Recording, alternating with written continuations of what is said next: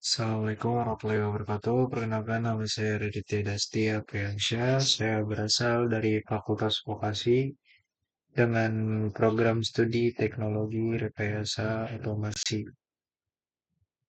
Pada kesempatan kali ini saya akan menjelaskan fundamental C++ yang kedua. Ada yang meliputi logika if-else, looping, latihan program, perbedaan parameter, prototipe fungsi, dan pemisahan bekas. Yang terakhir ada program modular sederhana. Terus eh, yang pertama-tama kita akan membahas if, else, dan logika boolean. Percobangan mengarahkan alur program berdasarkan kondisi rantai if, else if, dan else itu mengevaluasi kondisi dari yang paling spesifik hingga default.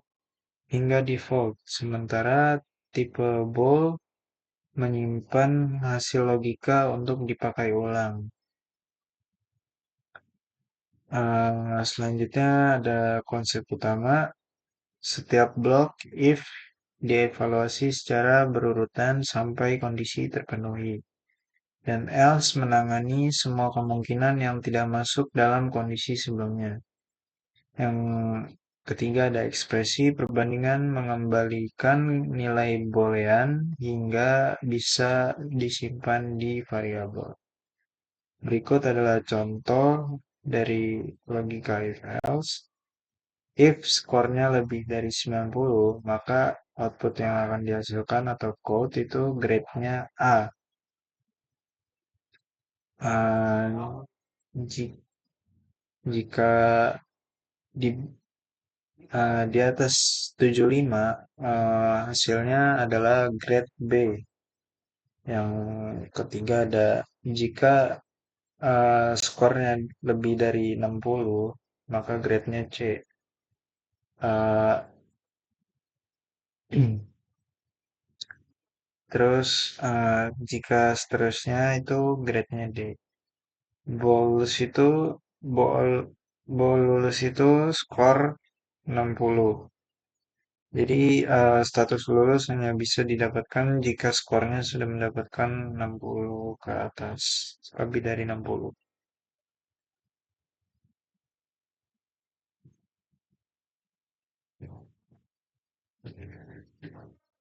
Terus yang kedua ada looping for, while, do while, dan iterasi array. Loop memungkinkan eksekusi berulang, for, while, dan do while. Memiliki gaya evaluasi kondisi berbeda, namun semuanya dapat digunakan untuk menelusuri array. Konsep utamanya for dipakai saat jumlah iterasi sudah diketahui, while memeriksa kondisi di awal putaran, berhenti jika kondisi salah, do while menjalankan blok dulu baru memeriksa kondisi, minimal sekali jalan.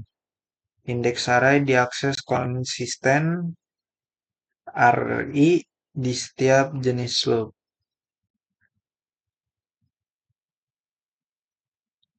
Ini adalah contoh sebuah kodenya.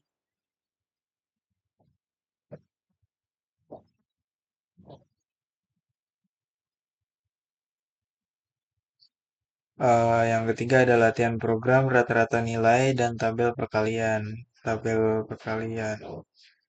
Dua latihan utama mengenal perhitungan rata-rata menggunakan loop tunggal dan pencetakan tabel perkalian menggunakan loop bersarang.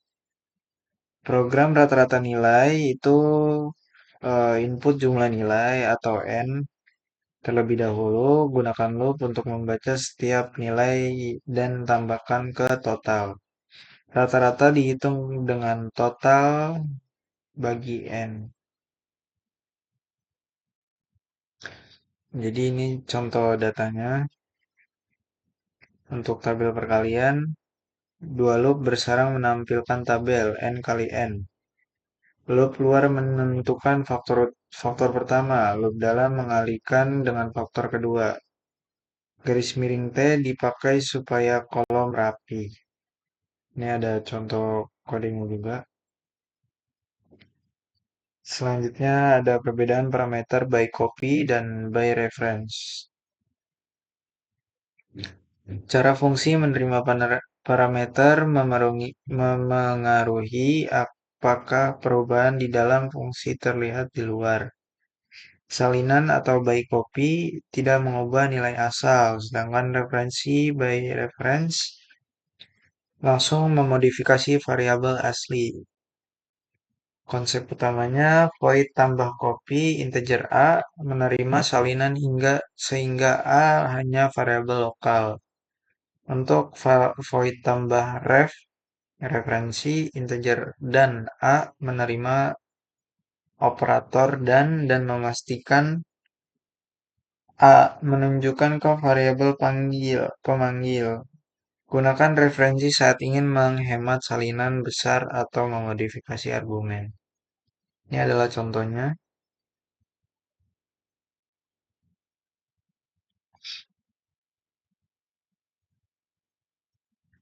Yang kelima ada prototype fungsi dengan contoh. Prototype mendeklarasikan tanda tangan fungsi sebelum dipakai. Hal ini memisahkan deklarasi dari implementasi dan menjaga compiler mengetahui fungsi yang akan dipanggil. Konsep utama prototype biasanya ditempatkan di bagian atas atau di header. Implementasi dapat berada di akhir file atau berkas terpisah. Pemanggilan fungsi cukup menyertakan header karena compiler sudah tahu bentuknya. Ini ada contoh kodenya. Dan selanjutnya ada pemisahan berkas HPP dan CPP. Header menyimpan deklarasi, sedangkan file implementasi memuat definisi. Pemisahan ini meningkatkan modularitas, mengurangi duplikasi, dan mempercepat kompilasi ulang. Konsep utamanya header atau HPP itu berisi deklarasi fungsi, kelas, atau konstanta yang ingin dibagikan. File implementasi atau CPP memuat kode aktual dari fungsi yang dideklarasikan. Include header HPP membuat fungsi siap dipakai di berkas lain. Contoh implementasi nyata ada pada pasangan 06 fungsi prototype HPP atau CCP. Deklarasi ini didefinisi kali serta 07 program modular HPP atau CCP. Deklarasi dan definisi tampil menu, tambah, dan kurang. Ini ada contoh kodenya.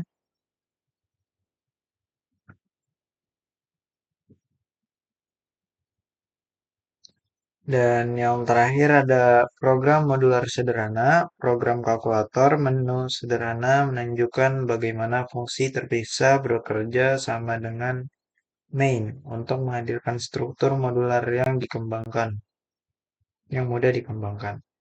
Alur progresnya adalah main memanggil tampil menu untuk menampilkan pilihannya.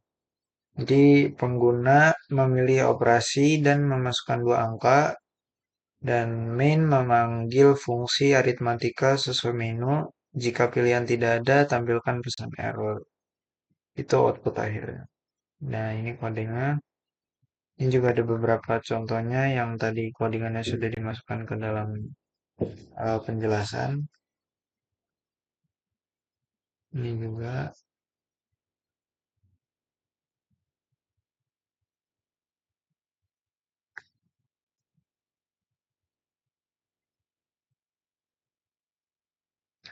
Ya, mungkin sekian dari saya. Wassalamualaikum warahmatullahi wabarakatuh.